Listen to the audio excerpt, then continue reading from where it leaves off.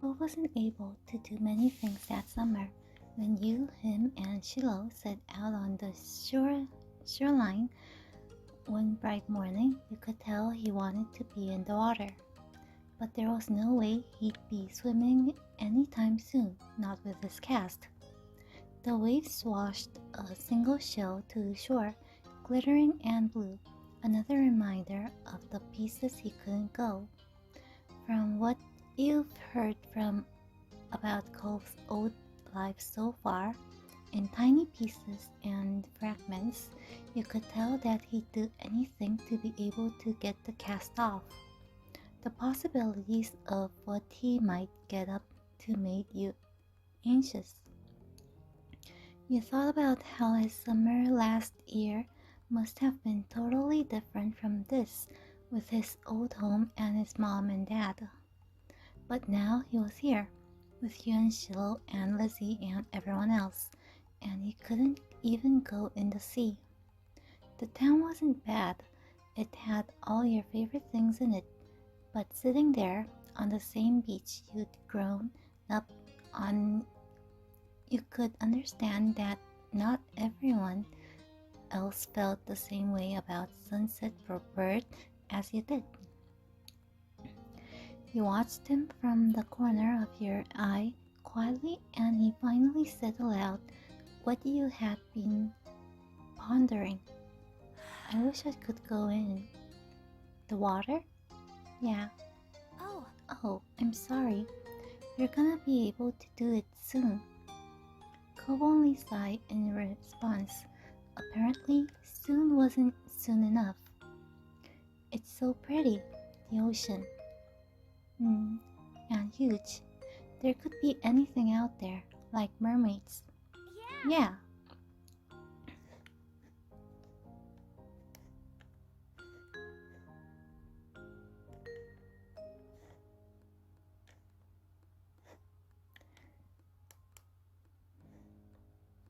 I'm fine here on land. Alright. Obviously not interested in hearing much more of your input on the situation, Cove turned back to the water. But as he looked away, something about Shiloh's slow, careful movements caught his eyes. Hey, are you building a sandcastle? Sort of. I was only playing around while you were talking. I'm listening. Maybe I could too. I've only made big piles before. It's really nothing special. I'm sure you'll be good at it right away. Well, how do you do it then? Shiloh's cheeks lit up.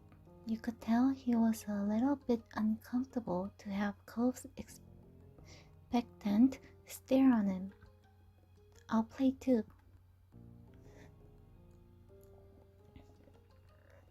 I've never really made one before. Okay? He put his hands back to his seashells and sand and nodded. I don't do a lot. Here's how I like to get a house started. Shiloh, focusing more intently than you'd ever seen him, guided the two of you through his process.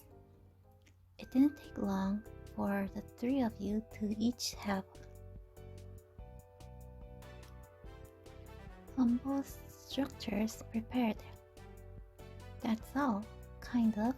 You can do anything now, like make it bigger, add some seashells, carve a pretty pattern.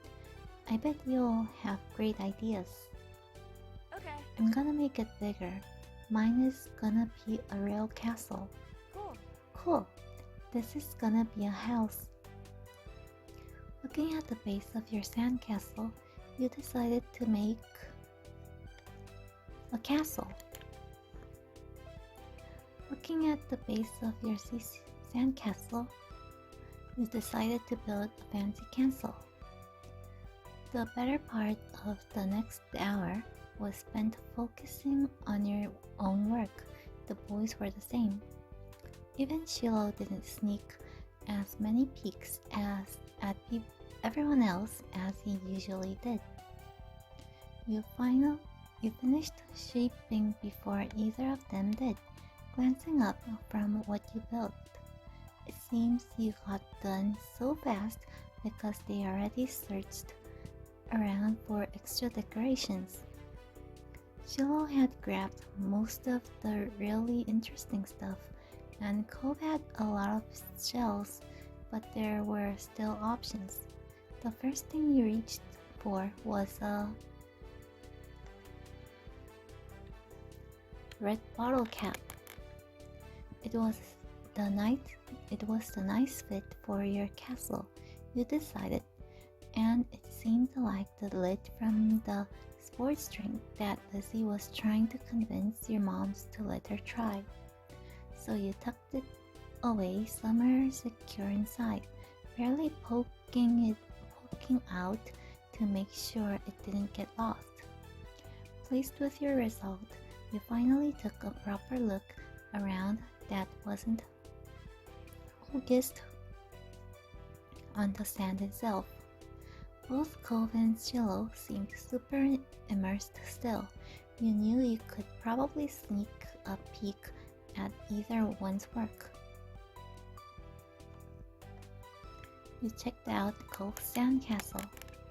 The castle Cove had built looked surprisingly tidy, especially for someone in the cast. He must have worked really hard. He wasn't even finished digging the huge gaping moat in front, but it was already enormous. You got the sense from the enthusiasm he was digging with that the doctor was probably going to find a bunch of sand when he finally removed the pink cat plaster. The silence was broken. What's on the top of yours, Shiloh? You peeked closer and discovered something shiny sticking out of Shiloh's sand chimney. Oh, it's just a gum wrapper. It looks like smoke. Neat. It's good. That's smart. Yeah, I didn't think of that. You really know a lot about this. Shiloh smiled without a word. And that was that for the current topic. Faye, can I see what you did? Sure. You began surveying your work. The castle you built was pretty impressive, all things considered. It had archways, tall walls, and even a little moat circling it. You would probably feel safe living there. Maybe your moms were the queens. Shiloh quickly decided to jump in the new conversation. Hey Faye, what did you do? I made a castle. Shiloh didn't look so happy anymore. You both built castles? Yeah. Aw, that's neat. How you guys match? It's too bad we didn't all do it. Next time we should. Wouldn't that be boring? If something is the only one of that thing, that makes it special. Yeah, for sandcastles and stuff. People too. My dad always says how everybody is their own man, a real individual. I don't think I'm very special. Why? Why not? Nobody else is you. Shiloh simply shook his head. I'm not different. A beat passed between the two. Cove then looked down at his own work again. Okay. He didn't seem to be bothered leaving the disagreement hanging there. Cove had other things on his mind. My dad tried to get me to make sandcastles the first time we came to this beach. I didn't want to. Cove trailed off. Again, there was another moment of silence. Shiloh shifted and opened his mouth to say something, but Cove spoke up before it could. You didn't think he noticed that Shiloh was going to talk. Hey, do you know what happened when your moms met my dad, Faith? You blinked. Not expecting a question, you thought hard. I wasn't there. They didn't tell me. I just remember what happened when I met your dad. Mr. Holden had been a weird stranger then. Well, he was still kind of strange. No other parent acted like him, but you knew him better at this point. Now that you thought about it, it made a lot of sense that Cove's dad talked to him about people being unique. You were pulled from your thoughts when Cove continued. Oh. Oh, well, I was there. I don't think my mom has met your dad. Yeah, I'm pretty sure she hasn't. Faye's parents and my dad met the same day I met her. I'm gonna say what happened. Shiloh frowned to himself, ducking his head. His hat cast a shadow over his face. You could still tell he was upset at not being included in Cove's choice of topic. That was kind of boring for him, though giving people their own turns to say the things they want is important too. You stayed silent and let Cole finish the story. Shiloh could talk about stuff after Cole had a chance to share what he planned on. When we moved here, we didn't bring a lot of things with us, only some stuff that would fit in Dad's car. We didn't even get a moving truck. I sat in there while Dad brought it all inside. I didn't want to get out because I knew Dad would make me look around the new house. I really didn't want to do that. His lips twisted into a frown as he recalled that. Then I saw your moms. They were in the car too and stopped at your house. I guess they were coming back from somewhere or something. My dad noticed. He waved his hand and then went over to the front of your house where he started talking to them. I don't know what they said. I couldn't hear it. But he couldn't see me anymore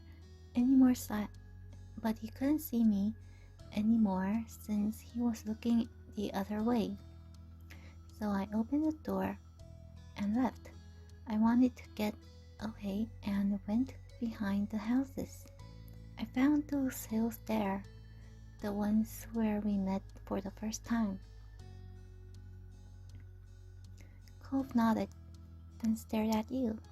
You stared back. He didn't go on to say anything more.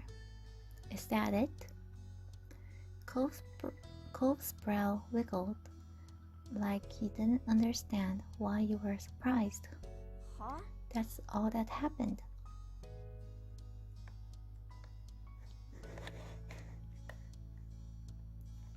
Thanks for telling me. You're welcome. Even if not much happened, you weren't gonna complain about knowing the story. Shiloh's mouth twisted into a scowl of disbelief, but he said nothing. Why'd you bring that up anyway? There was a slight shrug of Cove's shoulders. Well... I was thinking about it because of the sandcastle. It made me remember when I moved to here. Dad showed me the beach first, before we went back to the car to unpack. He was really excited about it for some reason. Cole's brow furrowed a little more as he quietly ran his hands through the sand. I get it. You thought maybe Mr. Holden wasn't that excited about the beach and was instead hoping Cove might be. But the line of conversation had come to its end. Even Cove was done with it. Some other topic had popped into his head. Shiloh fidgeting uncomfortably in the sand had made Cove aware of his presence again. They looked at each other, and you could only wonder what this might be about. Hey, Shiloh. Yeah? Why are you always turning so red, even when nothing is happening? Clearly startled, he jerked back. Neither you or Shiloh had expected that to be how he got included in the conversation again. I don't know, I guess.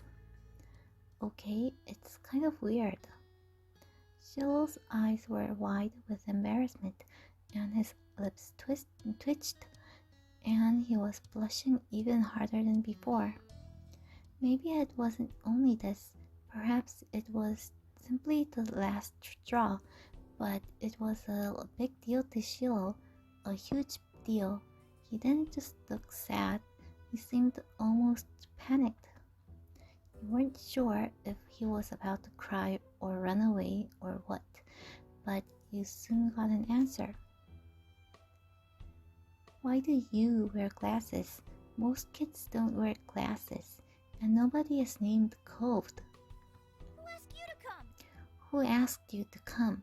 It was probably just your dad bugging Faye's family some more cause you don't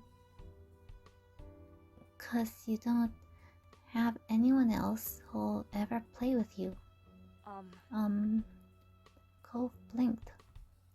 The tension of the beach was suddenly uncomfortable in a way you didn't know how to even mention. It didn't seem like the kind of thing he'd get upset about, though you hadn't ever known what kind of thing would bother Shiloh. I'm sorry. Me too. I was just wondering.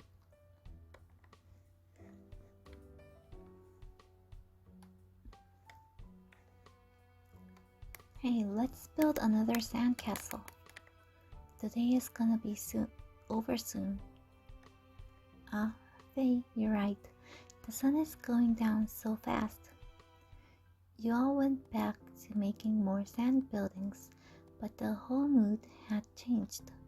Shiloh's cheeriness was clearly gone, and Cove looked as confused as ever about why the other boy had blown up. The air stayed uncomfortable the rest of the afternoon, right up to the moment that Shiloh's mom appeared at the beach to take him home. At least you tried to do something to resolve it, though, and it seemed like it helped. Even though Shillow's smile when he said goodbye to Cove wavered, it stayed as bright as ever for you. That had to count for something. But with Shillow gone and the sun going down, you knew it was time for you and Cove to head to your own houses. You followed him as he made his way out of the sand. The walk home was quiet. You passed by familiar landmarks, shoes thumping against the sidewalk in near perfect unison. Cove was clearly caught up in thinking about something. You stayed silent. There was no way you could ask, not with that look on his face. But a minute or so later, he spoke up anyway. Hey, Faye. What? Cole fell silent again for a few more seconds, then sighed. Why did Shiloh act like that when I said he was all red a lot?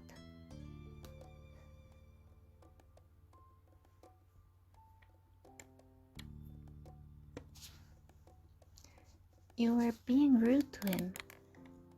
No, I wasn't. It looked like that to me, and it wasn't just saying that one thing. You're not very nice to Shiloh. I didn't mean it like that. Shiloh is kind of weird to talk to. See, that's kind of rude. I guess I can get it, why he would do that. Sometimes I get really mad too. Despite seemingly coming to a conclusion, Cove's mood was still sour. What Shiloh said didn't make sense. Anyway, parents always talk to other parents and set up stuff so their kids play together. My dad didn't do anything weird. You struggled not to make us face at him. His dad definitely did something weird to try and get you to spend time with Cove. But Cove didn't know that.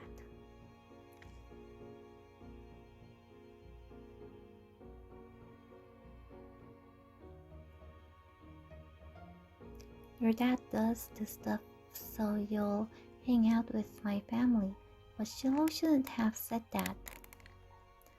Cove's shoulders relaxed. You hadn't even noticed that he had tensed up. Yeah, that's what I thought too. Anyway, I knew the whole time Shiloh shouldn't have been saying things like that. You nodded, but you didn't speak. You kept your eyes firmly on the ground. By now, the two of you were on the sidewalk near your house. It was time to part ways. Bye, Cove. Your parents hadn't planned anything else for you, though you knew that you'd seen him eventually. Cove nodded, already turning away. Bye, Faye. You made your way to your house at a leisurely pace, going up the driveway to get to the front door. Before you went inside, you looked back. Cove was halfway to his house, his hands shoved into his pockets. You still felt a little unsure with what you were supposed to do about the deal that Cove's dad had offered. You didn't want to say something bad or something you shouldn't. You might change your mind sometime. There was always tomorrow after all, but for now it was definitely something that you kept to yourself. With a final look, you went inside your house. Alright, tonight we're going to catch fireflies. At this blunt declaration from your sister, you looked up from your macaroni and cheese dinner. Fireflies were a familiar sight over summer, coming out on warm nights to dance through the sky. Tonight was particularly balmy. You knew there were bound to be a ton of them around. Oh, you are? Are you? Yeah. You rocked lightly from side to side in your seat, already excited for your after-dinner activity. Catching fireflies was a great way to spend a summer evening, and you could already envision the little lightning bugs drifting through the darkened sky. That's a good idea, Lizzie. Can we, Mrs. Madison? Shiloh tapped his fork against the table excitedly, his face lightening up as he looked at Lizzie. It was unusual for Shiloh to still be here. Like always, his mom had to bring him over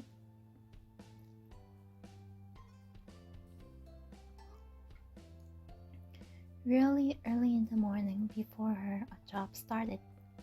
But normally she wouldn't have picked him up by now. She called before dinner to let your moms know she'd be late. You didn't hear why. Probably more work things. You thought maybe getting to hang out with Shiloh for longer is what made Lizzie want to keep running around outside. Staying at home and watching TV was never an option for her with guests over. That's why you were pretty sure she'd get your moms to agree. Well, it's already so dark out there.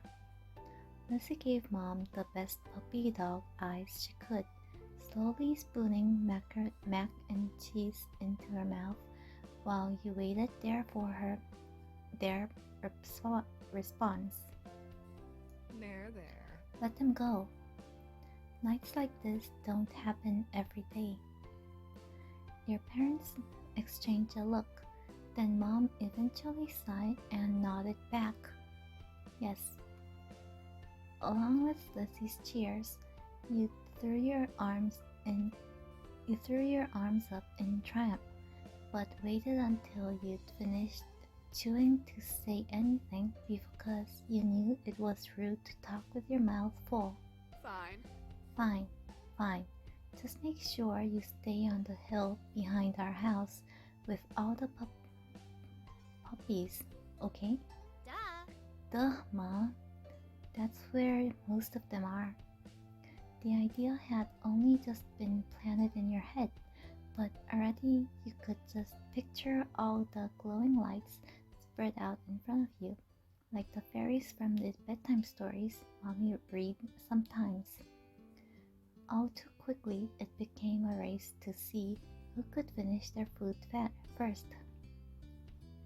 No choking at the table. Now. That's right. If someone died, we'd have to cancel the Firefly trip after all. Mom said it like a joke, but you knew that they were both telling you kids to slow down. Shiloh did immediately. When you glanced at Lizzie, you saw her still eating faster than she could. Elizabeth. Jeez. No one is gonna die. Sheesh. A knock on the door interrupted Mom before she could, no doubt, scold your sister. I'll get it. Your big sister jumped out of her seat and ran over to the door, pulling it open without even looking out the window to see who it is. Huh? You shifted in your seat to try and get a glimpse of the unexpected guest. Hi.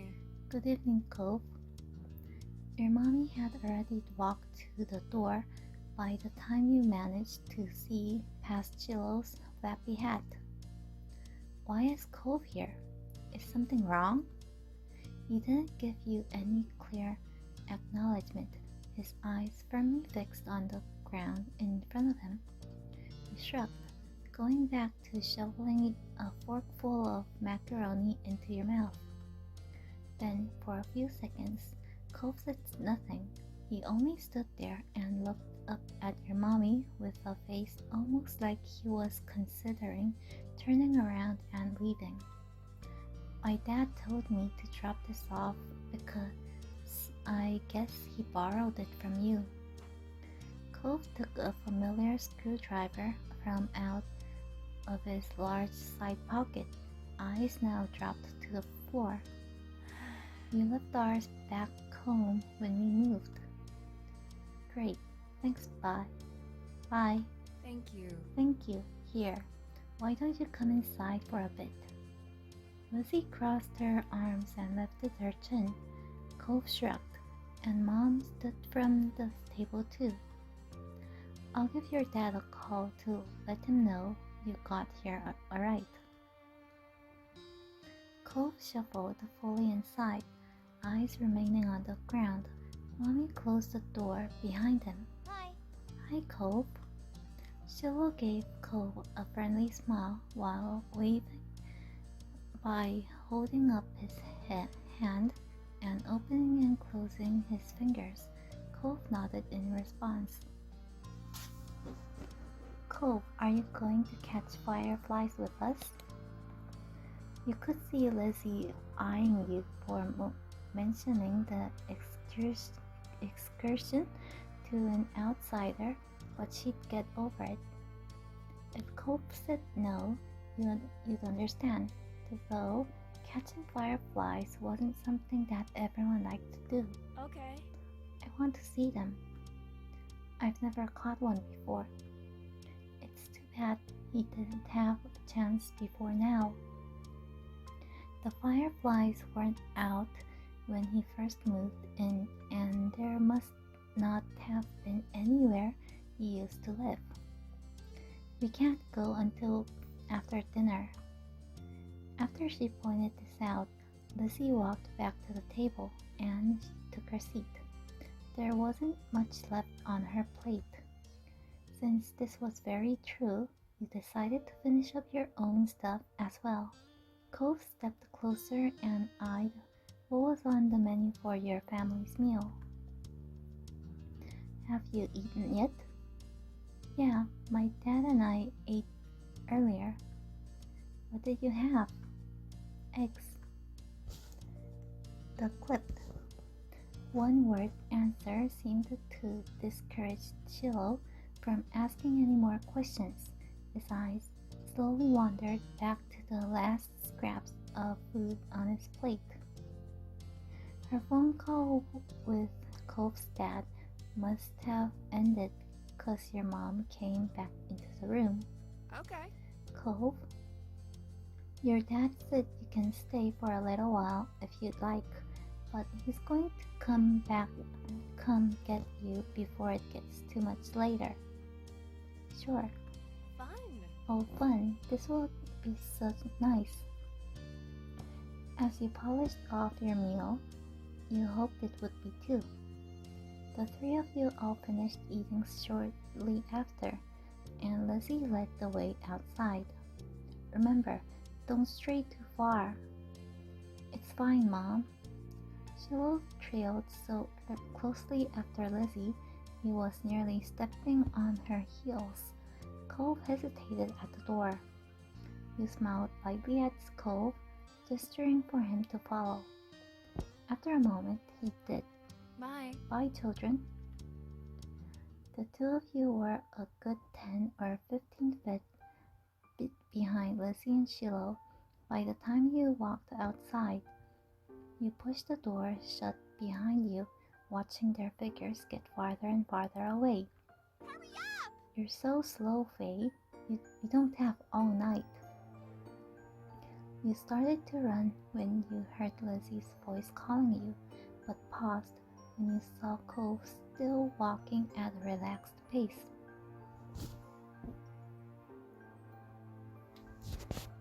And you tugged him along. You didn't want to get left behind or be in trouble for losing him. You gave his arm a pull, but immediately recoiled when he hissed. In your hurry, you accidentally grabbed his cast arm. You hadn't thought about that.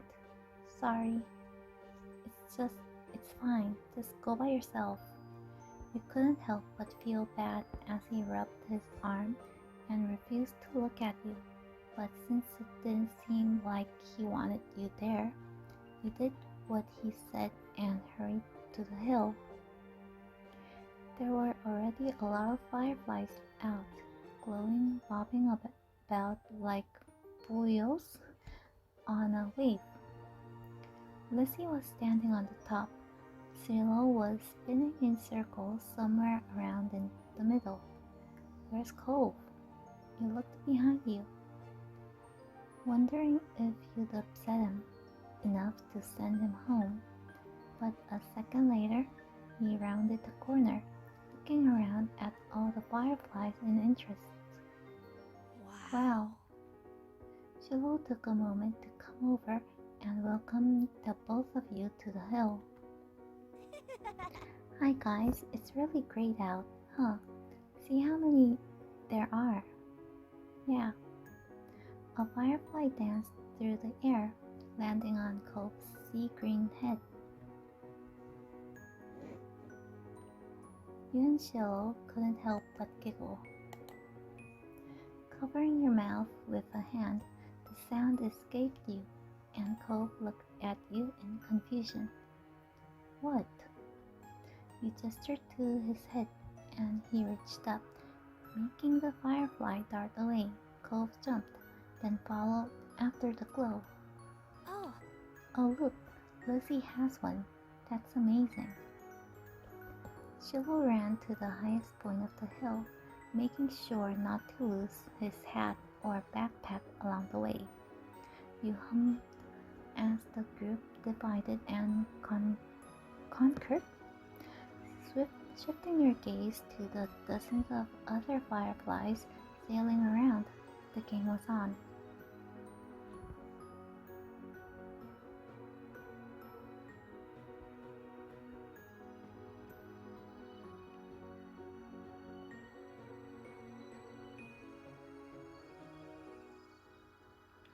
You were good at not getting cuts or scratches, so you weren't too worried about that. Spotting one close by, you approached it with assassin-like stealth, crouching down to make yourself seem like less of a threat. Slowly dragging one foot in front of the other, you crept up towards it, arms outstretched. You closed your hands around the little glowing orb, careful not to crush it. The firefly landed on your palm, almost docile, and you stared down at your prize in delight. Its tiny legs tickled your skin, and you giggled at the sensation. Cove kept up with his own target, but when he tried to grab it, his pink cast waved awkwardly through the air, foiling his efforts to clap his hands around the firefly.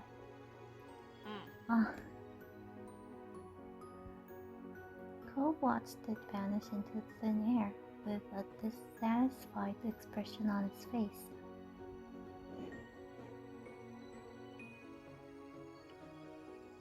You encouraged him to try again. You walked up beside him and gave him an encouraging smile. Cove didn't say anything, and you thought he must be upset. He walked further up the hill to continue his hunt, and you let your own firefly flutter back into the air. That was fine. You had your own plans. You decided to collect more. With renewed vigor, you ran out into the hill. You're not sure how much time passed while you were in the thick of it. All you could focus on was the adventure at hand. No critter was safe from your grasp. At first, you tried to keep a tally of how many you had caught, but once the number grew higher than 10, you had no more fingers left to count with. You were having the time of your life, racing up and down the hill with the crash of the ocean and the sound of everyone's laughter echoing in the background. Eventually, the fireflies began to thin out and your energy started to lapse. You decided it was time to call off the hunt. Come on! Hey, Cove, get up here. We're gonna have a race. The shouting caught you off guard. It had been quite a while since you heard from Lizzie or Shiloh. You glanced over to see them both standing on top of the hill again, Lizzie beckoning you with quick hand gestures. If she was like that, you knew there wasn't much room for disagreement. Up in the incline you went. From the corner of your eye, you saw Cove was coming as well. He didn't care for Lizzie a lot, so you thought he might be intrigued just by the idea of a race. Hi. Cove! Hi, Cove. You can't roll down the hill. You could hurt your arm again. You'll be the referee for the rest of us. As Lizzie pointed this out, Cove froze in place. Oh, it was that kind of race. He frowned down at his cast. That was the second time it got in the way tonight. What? Yeah, you'll watch and see who gets to the bottom first. That's important. Got it? I I guess. The cast was sturdy. If he was careful, he could have done it. Lizzie might have just been looking for a reason to make someone else the referee, but it was already decided.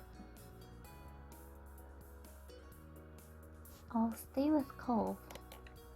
Really? Really? Why? You don't have to. It's okay, I want to watch.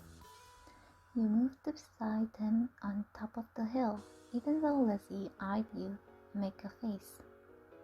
That's not how races work. We only need one referee. Shrugging your shoulders, you refused to budge, and Lizzie let out a huff before throwing her hands in the air. Fine, I'll be the winner, whether you join or not.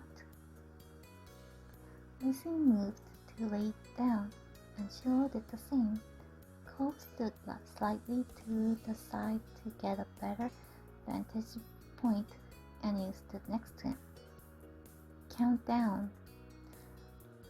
Cole stood up a little straighter. It seemed like he was taking his newfound referee duties seriously. 3, 2, 1, go! Lizzie and Shiloh took off, letting gravity do the work and rolling at high speed towards the bottom of the hill. You and Cove leaned forward to watch them go, eyes peeled for which of the two would reach the bottom first. They were both neck and neck until about halfway down the hill. Lizzie started to veer off to the side, giving Shiloh a huge advantage. She obviously hadn't noticed a thing, and as soon as Shiloh reached the bottom of the hill, he jumped up excitedly and threw his hands in the air. I won! Almost immediately, he fell down onto the ground, still dizzy from his roll down the hill. Lizzie stomped out of the bush she had ended up in, spluttering angrily and brushing leaves from the front of her dress. Not bad, you got lucky. Let's do it again and see who wins for real. Kids, it's time to come in. No.